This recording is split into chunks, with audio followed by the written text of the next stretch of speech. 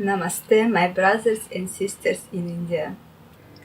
My name is Irina Yuryeva and I like Indian culture.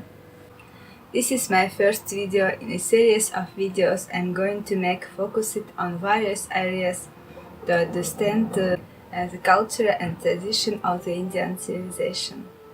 Those areas include art, movies, music, tourist destinations, cities, festivals, important personalities and celebrities, economics, politics, history, etc. After the first series of videos, I will be taking suggestions from viewers about future videos. Please do comment and let me know about how you feel about my channel or if my understanding is correct, etc. in the comment section below. Please do like and subscribe. Since this is my first video, let me share a little about my understanding of the Indian civilization and its current place in the world. Many of you might be wondering why I'm doing such reaction channel. My reason is both personal and general. First, I will explain a general reason. Change is the only constant thing in this world.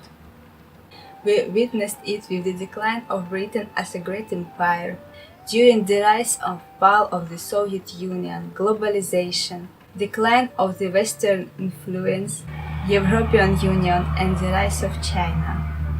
At the dawn of human civilization, India was there, and it is still here as the longest existing civilization in the world. India and China were the superpowers of the past for 4,000 years until the colonial era. For 2,000 years, India was the most largest economy. In 1958, when Queen Victoria of Britain decided to take over as the monarch of British India, India's share to global economy was 23% and to global trade was 28%. A higher figure than the United States ever achieved in the last 120 years. And Britain's share to global gross domestic product was around 1% in 1958. In 1947, when British left India, Britain's share to global economy rose was 20%, while India's share was reduced to 2%. Those numbers tell a story. The richest and the biggest civilization of the world was once ruled for the benefit of the colonial powers.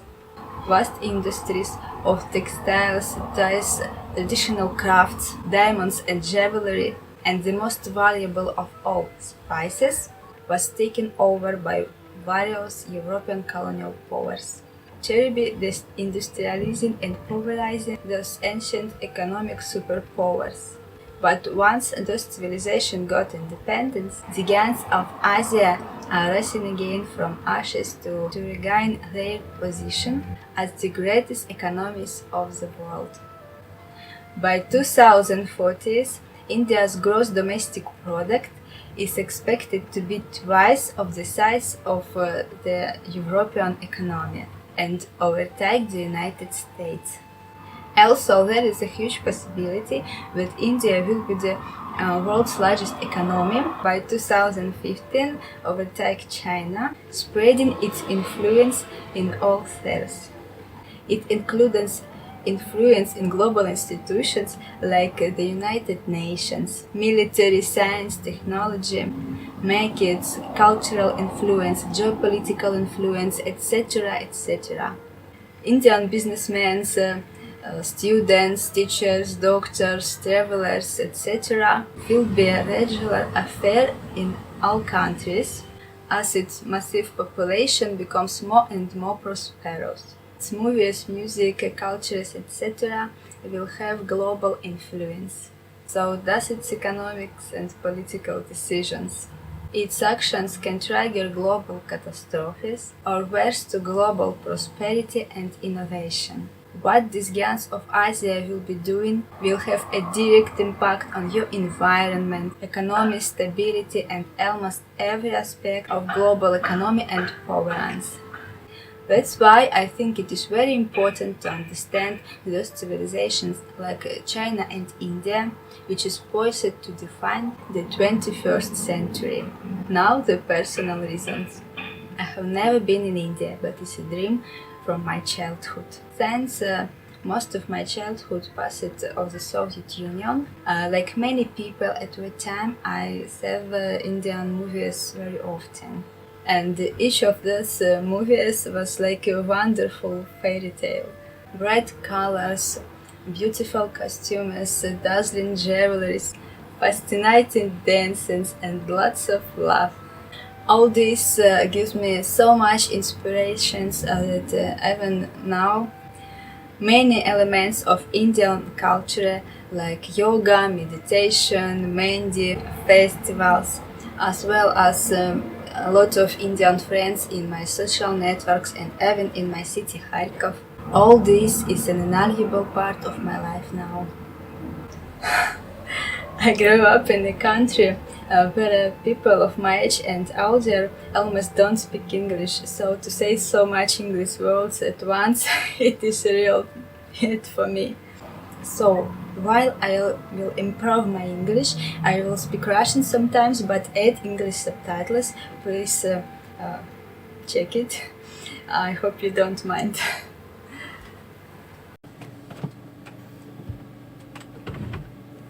Поскольку я все еще изучаю английский, то я буду говорить на обоих языках и время от времени перескакивать с одного на другой.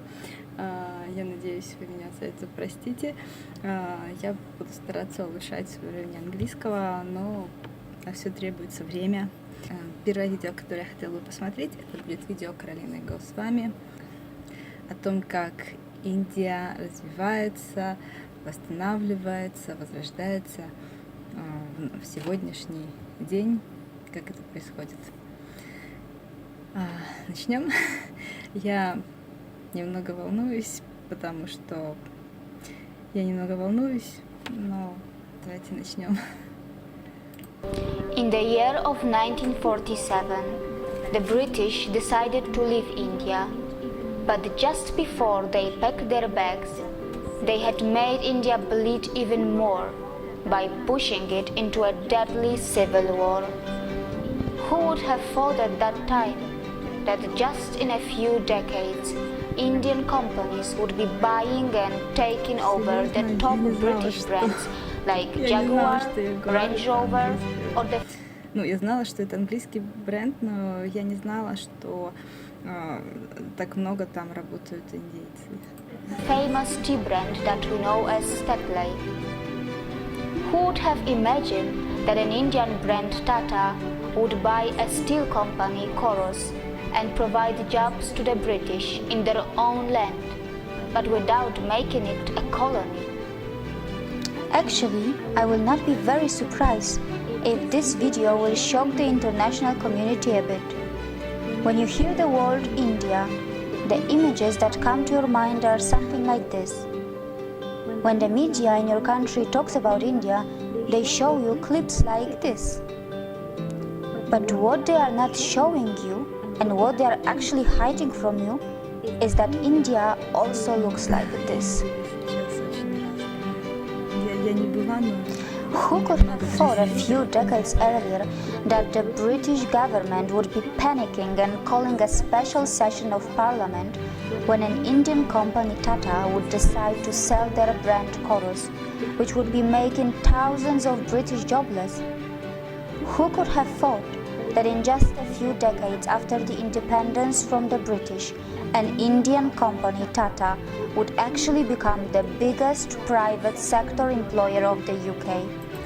Я знаю, вы сейчас, наверное, будете очень на меня сердиться, но на самом деле я не так много знаю, да, ну как бы я знаю глобальные направления развития, о том, что есть некоторые секторы экономики, в которых Индия сейчас очень сильна, это просто на слуху, но некоторые вещи, которые известны, наверное, каждому индийцу, может быть, даже с детства, не всем иностранцам все еще это известно. Поэтому, если вы расскажете мне больше о компании Tata, о том, мне стыдно, но я не знаю, я не знаю. Я, конечно, могу найти это все в Google, но если я узнаю это все от вас, в чем секрет компании Tata, в чем ее успех, я буду вам очень благодарна. It took just a few decades for the Indians to show what they were capable of, and all of this was done in a complete fair business environment, not by colonizing, looting, and killing as the British did. And I am not talking about just one Indian brand. Today, there are many brands and individuals from India who are creating huge business empires on the land of the UK. But Indians are not here to take any revenge or prove a point. They are just doing what they have been always good at. And that Да, наверное, йога – это одна из первых вещей, которые вообще в принципе приходят на ум, когда мы думаем об Индии. Это одна из тех вещей, которые чаще всего. Все еще это так. Это все меняется. Все чаще я слышу о том, что в Индии развиваются высокие технологии, и авиация, и космические технологии, IT-сфера. Но все-таки йога – это одна из основных вещей. И я думаю, что это хорошо, это неплохо, и я думаю, что это еще очень долго будет так, и пусть так и будет. It's not just yoga, Ayurveda or IT. Кстати, даже в моем городе, в Харькове, есть аюрведические клиники, и там собственниками являются индийцы, и среди них даже есть мои друзья. Indians, who are the masters of spirituality, are also masters in business. Indian economy has finally gained momentum, and mind you, it has not got to the fifth gear yet. Probably it is still in the second gear, but what is surprising that even in the second gear, it has already become the fastest growing major economy in the world, already taking over China in that regard. And India still has so much of unutilized potential which is lying in its reserves. Now let's talk about the major industries of India. IT sector. India is the world's largest sourcing destination for the information technology industry, accounting for approximately 67% of the 124 to 130 billion US dollars market. India ranks third among global startup ecosystems with more than 4,200 startups. Science and technology. India, a country which is a nuclear power, also ranks third among the most attractive investment destinations for technology transactions in the world. The Indian Space Research Organization, ISRO, has completed its mission of developing India's independent navigation system by launching Indian Regional Navigation Satellite System, which means India has its own version of what in the West we know as GPS. India is constantly helping other countries like Singapore, Germany, UK, and many more to launch their satellites as well. It has successfully undertaken space mission to Moon and even Mars. Pharmaceuticals sector. The Indian pharmaceuticals market is the third largest in the world in terms of volume. Я не специалист, не медик, но даже в Украине я знаю некоторые вакцины, они привозятся частично из России, частично это, собственно, украинские вакцины, но также некоторые вакцины используются, которые были произведены в Индии. Это действительно так. and India is the largest provider of generic drugs. Gems and jewellery sector. India is one of the largest exporters of gems and jewellery in the world. They are a hub of semi-precious and precious stones. How many of you actually knew that 95% of diamonds in the world are cut, polished, and processed in India? And most of it happens in just one city of India, that is called Surat. Healthcare sector. India is fast becoming a hub of medical tourism of both types of healthcare, modern medicine and natural, which includes Ayurveda and other natural treatments. It has the advantage of the new state-of-art hospital. Даже те бизнесмены, которые здесь занимаются аюрведой, у которых есть здесь аюрведический бизнес, да, если это можно так назвать, они тоже приезжают в Индию для того, чтобы, может быть, обменяться опытом, но также для того, чтобы получить какие-то оздоровительные процедуры, потому что, насколько я знаю, в Индии есть даже такие природные места, в которых находятся аюрведические клиники. И благодаря тому, что взаимодействие природы и древней медицины, получаются очень хорошие результаты по здоровью. Если это правда, напишите, пожалуйста, в комментариях, какие самые лучшие или какие самые популярные, самые известные аюрведические клиники в каких-то природных местах вы знаете. Я с удовольствием почитаю. Я бы хотела когда-нибудь попасть в одно из таких мест. And well-trained and high-skilled professionals, which is supplemented by its low cost. The cost of surgery in India is about 1/10 of what in the US or Western Europe. India is a top destination for you, whether it's about natural treatments, a heart surgery, a cosmetic surgery, or a dental treatment. Сейчас мы видели пластическую операцию по изменению формы носа, если я не ошибаюсь. Я просто хочу спросить, здесь на этой картинке была показана очень такая индийская форма носа.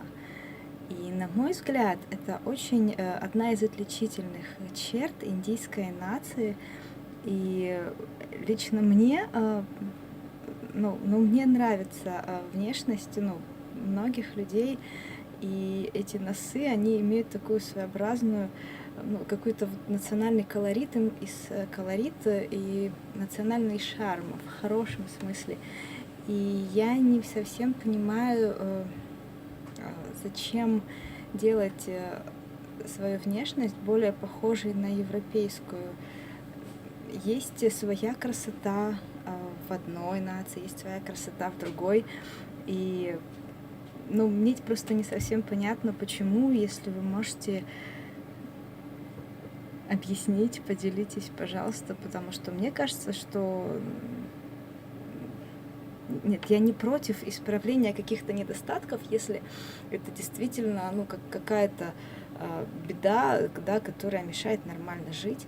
Но в данном случае, нет, конечно, дело каждого человека распоряжаться своим здоровьем, своей внешностью. Это его неотъемлемое право. Но все-таки, мне немного жаль, если честно,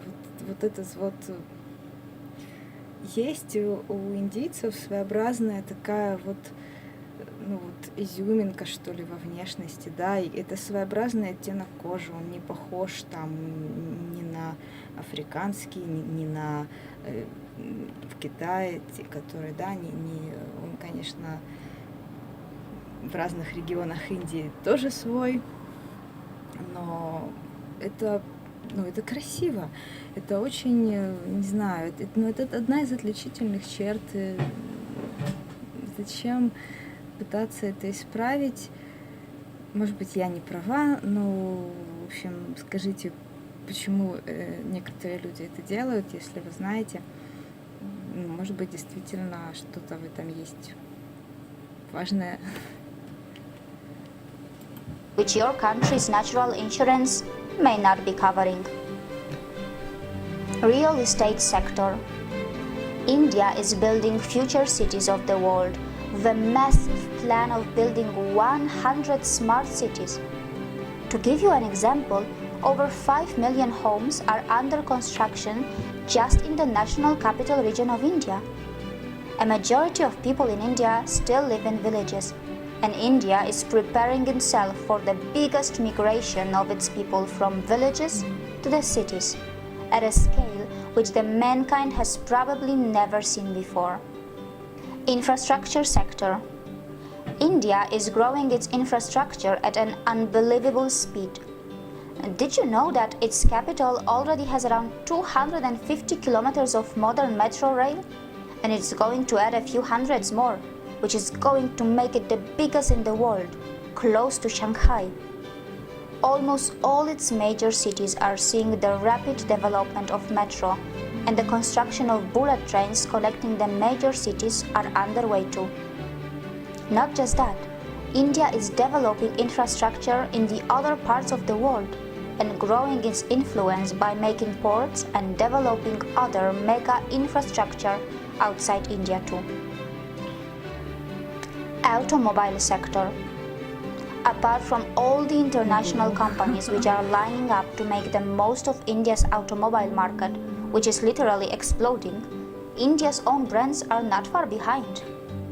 From the premium brands of Jaguar and Range Rover to the cheapest car Tata Nano, India has it all.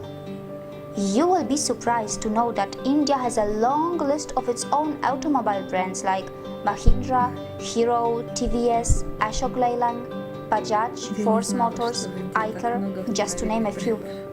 Hero is the world's largest manufacturers of two-wheelers. Mahindra are another big name who were very close to the acquisition of Alfa Romeo a while ago. Agriculture sector. India is the largest producer, consumer and exporter of spices and spice products. It is also the source of the delicious mangoes, pulses and famous basmati rice that is known for its taste and fragrance around the world. The good news is that the northeast part of India has its agriculture based on the traditional organic farming, which has been untouched by the failed scientific experiments of fertilizers and genetic seed modification. How many of you actually knew that India, which is nearly half in area of China, and the US actually has more arable land than China and is second largest in the world, only marginally behind the US? Also, other sectors of India are worth a mention here, such as cement industry, which is the second largest in the world. Also, India is growing rapidly in biotechnology, aviation, banking and insurance, film industry, media and entertainment, and many more. It is also a big exporter of textiles, which includes finest silk, pashmina, leather, and marble. Besides, how many of you actually knew that some of the top brains in the world are either Indian nationals or of Indian origin? Sundar Pichai, an Indian who has studied in the Indian Institute of Technology, is now the CEO of Google. Satya Nadella, who is the CEO of Microsoft, is a graduate from Manipal Institute of Technology in India. The CEO of Adobe Systems is also an Indian, and his name is Shantanu Narayan. And these are just a few names. There is a long list of global CEOs from India. So no matter where you are in the world, whatever country you may belong to, whether you are a young boy or a girl, in a primary school or a college, you must know that sooner or later you will have to have something to do with India. And it is inevitable because India is fast establishing itself as a top 3 economy of the world, and its true potential is even bigger than that. So it's better that you start educating yourself about the rising economic powerhouse that we know as India, because your future belongs here too. And as I have said earlier, India is not just developing, India is reclaiming. See you again.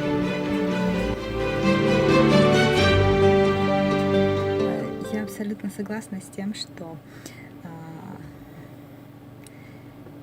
индийское влияние на другие страны, оно будет со временем только возрастать. Пример тому хотя бы то, что даже в моем городе Харьков с каждым годом становится все больше индийских студентов и все больше индийских бизнесменов, которые открывают в Украине какие-то магазины, кафе, аюрведические центры, йога-студии и так далее. И это действительно с каждым годом все больше. So, friends, I was glad to our first meeting, and I will also be glad to get acquainted with each of you in the comments or in the social networks.